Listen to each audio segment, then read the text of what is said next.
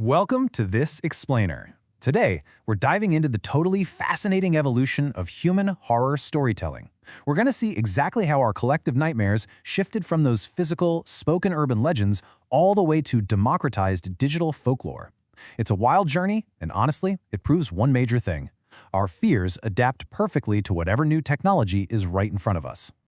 So let's jump right in. I want you to take a second and think about what genuinely terrifies you. Is it the classic fear of the dark, being completely alone in some abandoned place?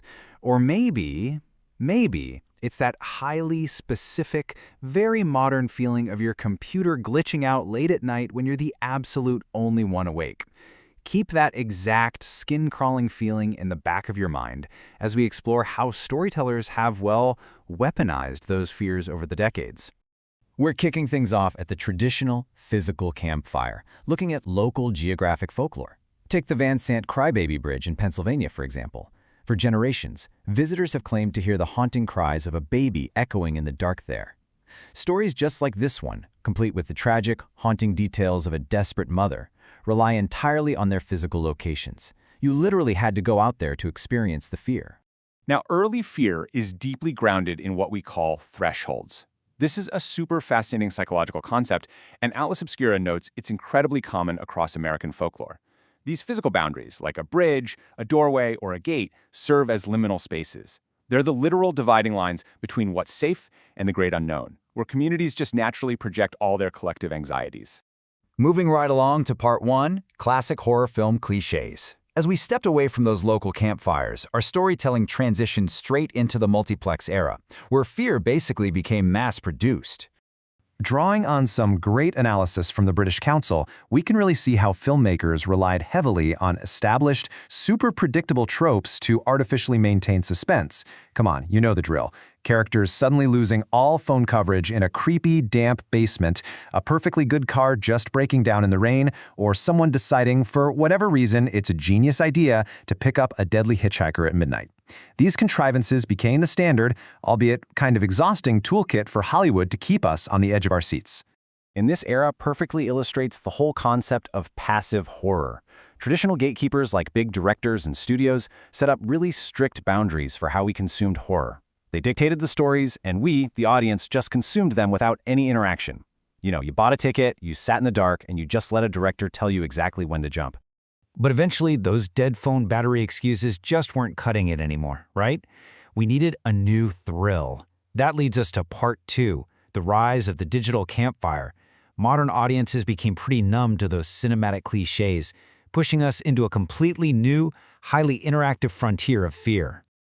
Just look at this stark contrast here. On one side, you've got rigid, passive, traditional horror run by Hollywood gatekeepers, usually set in some abandoned ghost town, but on the other, we have the unpredictable, completely democratized world of internet literature, what we all know as creepypasta, with a fiercely interactive audience. We basically traded those isolated cabins in the woods for the very devices we hold in our hands every single day. The threat went from being out there to literally right in our pockets. This shift builds upon our core metaphor beautifully. As academic Parthiva Sinha puts it, the flickering glow of a computer screen casts an unsettling light on a world of digital campfire tales. I mean, really think about that. The monitor is our new hearth. It's the modern gathering place where we share our collective nightmares, casting the exact same eerie shadows that a real campfire once did. So what exactly is a creepypasta? Well, originating back in the early 2000s, these are short, copypasta horror stories that thrive on the unsettling familiarity of our digital landscape. These narratives often present themselves as real personal accounts, anonymous forum posts, or even corrupted files.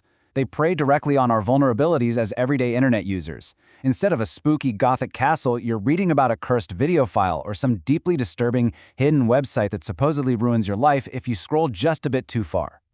Looking at the broader anonymous folklore cycle, it's wild to see how our storytelling has evolved. Before the 20th century, it was all oral tradition and physical geographic folklore. Then, the 20th century brought us those passive mass media tropes and film cliches. The early 2000s totally shifted the paradigm with the emergence of internet forums and digital story banking. And now, today we're seeing global alternate reality games that actively blur the line between fiction and reality.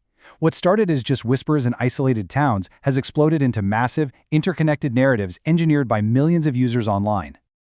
To really wrap our heads around this massive shift, let's get into part 3, the psychology of cyber fear. We really need to unpack exactly why digital horror works so well. Why does reading a simple text-based forum post late at night freak us out way more than a multi-million-dollar movie with insane special effects? Well, digital horror grounds itself in very modern psychological anxieties. It takes our trusted everyday tools and turns them into a source of deep unease. A huge driver here is ontological ambiguity, which is just a fancy way of saying the story is presented in such a realistic, native digital format that it actively blurs fiction and reality. It forces your brain to question, wait, is what I'm reading actually real? It taps right into rational, modern fears, data breaches, unseen manipulation, and that profound terror of online isolation and loneliness. And because of the internet, we aren't just dealing with local ghosts confined to a specific bridge anymore. Stories of a demonic husky in a JPEG file, like Smiling Dog, or the infamous Slender Man became absolute global phenomena overnight. They transcend borders at the speed of a click, pulling from totally diverse cultural beliefs and tapping into a universal, borderless anxiety of the digital age.